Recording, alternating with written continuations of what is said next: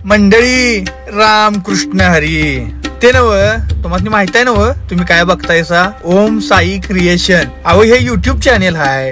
हे महाराष्ट्रातलं एकमेव युट्यूब चॅनेल आहे जे सगळ्या वारकरी विचारधारा घरोघरी पोहोचवण्याचं काम करतंय. अहो मग बघताय काय, आपली वारकरी विचारधारा पोहोचवणार हे चॅनेल तुम्ही सबस्क्राईब कराय नको होय?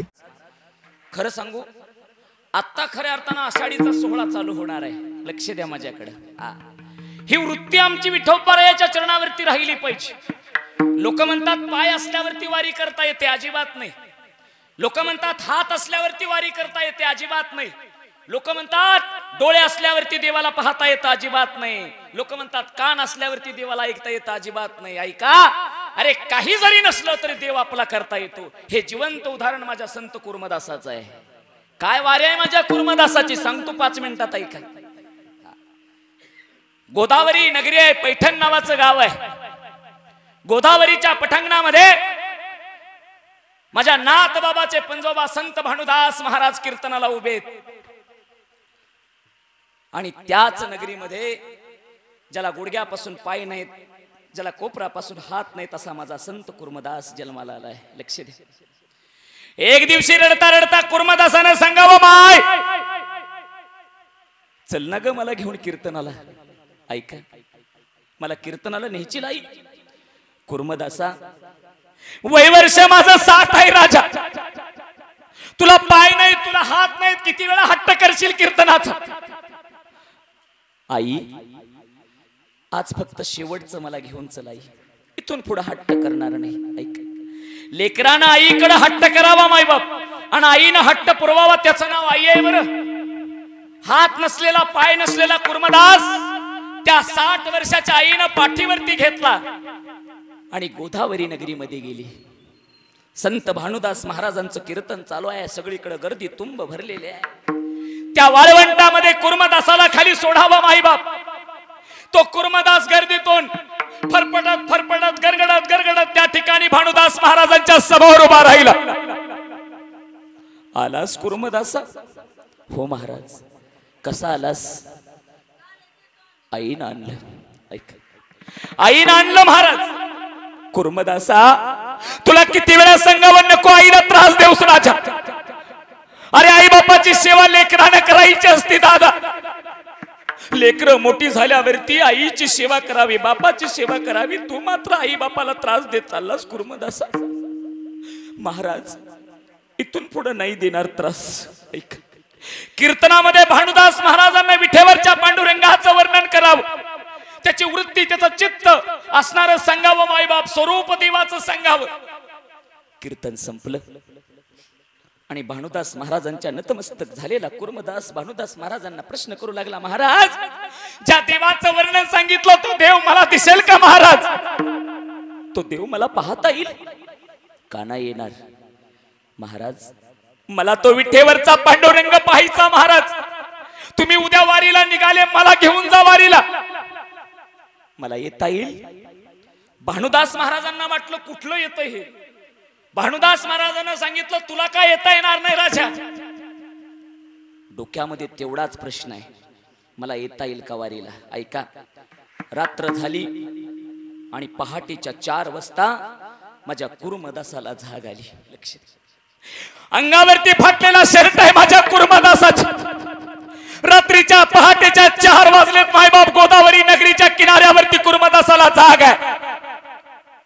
डोळे उघडले कुर्मदासानं.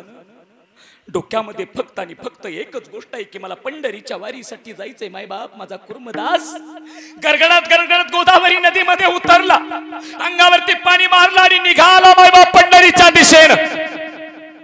ऐका, ज्याला हात नाही, ज्याला पाय नाही, तो विठोबारायाची वारी करतोय, त्याचं नाव कुर्मदास आहे. गरगडत गरगडत निघालेला माझा कुर्मदास बार्शी सारख्या गावात आलाय. पाठीमागून येणारी संत भानुदास महाराजांची दिंडी. कुर्मदासानं सांगावं, ऐका रे, माझ्या संत भानुदास महाराजांची दिंडी पाठीमागून येते, त्याच्यासाठी जेवायला आणा. सगळी सोय करायचं देवा पुढे येऊन, सगळी सोय. संत भानुदास महाराजांना कुर्मदासाकडे पाहिलं. कुर्मदासा, कसा आलास रे लेख? बाबा, तुम्ही फक्त मला बोलला की तुला येता येईल म्हणून ह्या आशेवरती आलो बाबा. ऐक, अरे अंगावरती त्या ठिकाणी शर्ट नसलेला कुर्मदास लहुळ पर्यंत आला मायबाप. अंगाची लाही लाही झाली, गरगडत गरगडत आलेला तो कुर्मदास, सगळ्या अंगामध्ये दगड काटे रुतलेला, रक्ता बंबळ झालेला कुर्मदास रस्त्याच्या कडेला पडला. मायबाप भानुदास महाराजांना पाहिलं, ए कुर्मदासा, अरे आता ही शेवटची रे, शेवटची. आता आपलं पंढरपूर जवळ येणार आहे, आता आपली चंद्रभागा जवळ येणार आहे, आता आपला तो विठेवरचा पांडुरंग जवळ येणार आहे. हे शेवटचा मुक्काम आहे दादा.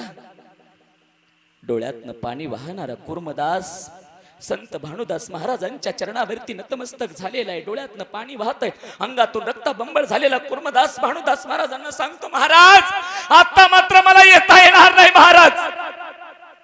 का? पोटामध्ये अन्नाचा कण नाही हो, पाण्याचा थेंब नाही. का नाही खाल्लं राजा? महाराज घरी असल्यावरती आईनं मलमूत्र काढावं महाराज, पण वारीमध्ये कुणी काढावं मलमूत्र माझं, म्हणून अन्नाचा घास नाही पोटात महाराज. कुर्मदासा मी काढेल रे, मी काढेल, चल शेवटचा मुक्काम आहे. नको आहे, माझ्यासाठी एक करा देवा. चंद्रभागेच्या तीरावरती गेल्यावरती चंद्रभागेमध्ये एकदा नाही दोनदा आंघोळ करा, एक माझी आणि एक तुमची. विठोबारायाच्या समोर उभा राहिल्यावरती दोनदा नतमस्तक व्हा, एकदा माझ्यासाठी आणि एकदा तुमच्यासाठी.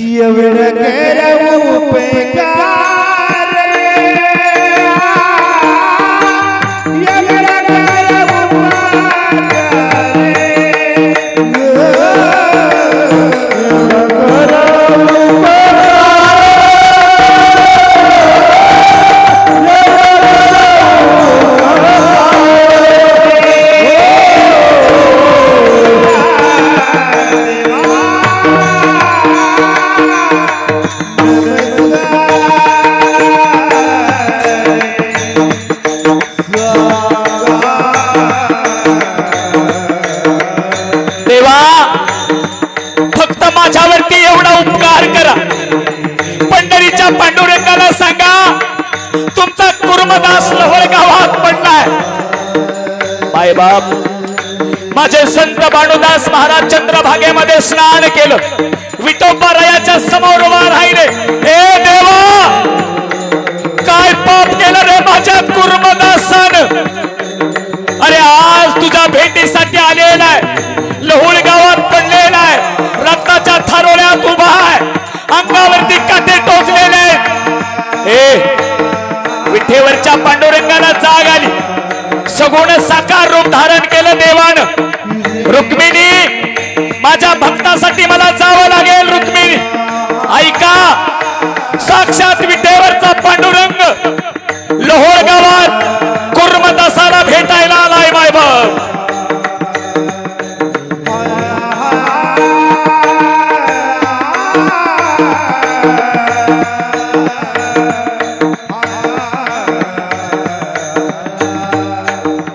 रक्ताच्या थारोळ्यात पडलेला कुर्मदास देवानं पाहिला. मायबाप अरे कोपरापासून हात नाहीत, गुडघ्यापासून पाय नाहीत, अंगातून रक्त वाहत माझ्या कुर्मदासाच्या बेशुद्ध अवस्थेत पडलेला कुर्मदासाचा तो देह विठेवरच्या पांडुरंग परमात्म्यानं मांडीवरती घेतला. मायबाप डोक्यावरून हात फिरवावा.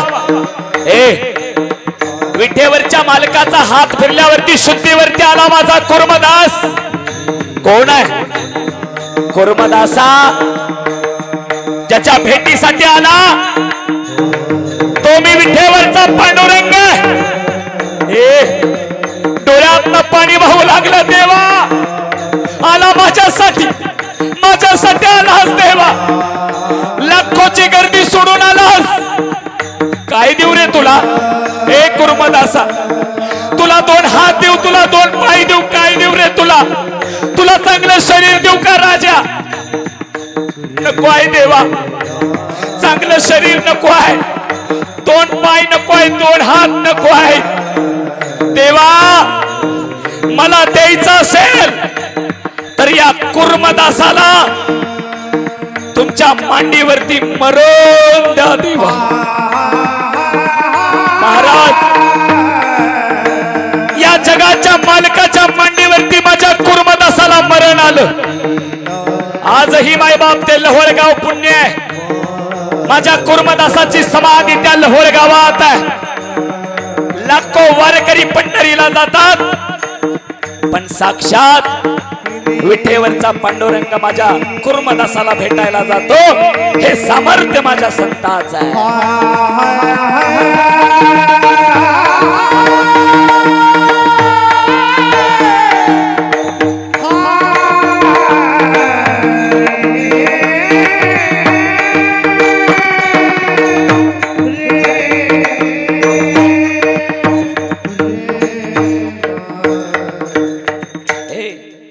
देवाला भेटायला जावं माणसानं, पण साक्षात देव भेटायला येतो त्याचं नाव संत आहे बरं।